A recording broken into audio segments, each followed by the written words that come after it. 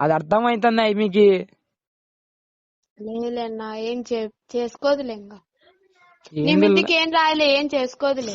నా ఎందుకు ఏమోలే, నేను అమ్మ ఒప్పుకుని కొన్ని రోజులు ఉంటే చచ్చిపోయి లంచ్ అక్కడుకొని. ఒక్కసారి వాళ్ళ అమ్మ వాళ్ళ నాన్న గురించి, వాళ్ళ అమ్మ గురించి ఆలోచించావా నువ్వు? ఆ వాళ్ళ అమ్మ ఎన్ని విధాలుగా ఆలోచించింటే మాట్లాడుతుంటది అవన్నీ.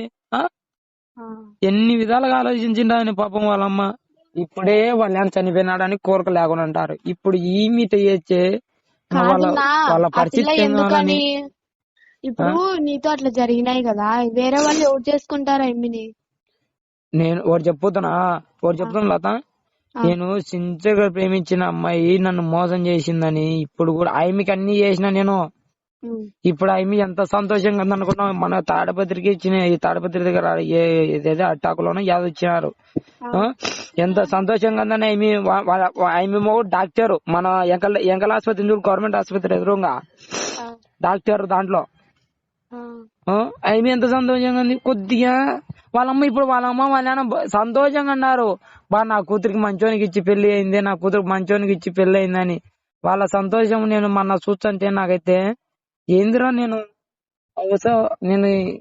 వాళ్ళ అమ్మ వాళ్ళ నాన్న గురించి ఆలోచించలేకపోయినా కదరా అనిపించింది నాకైతే.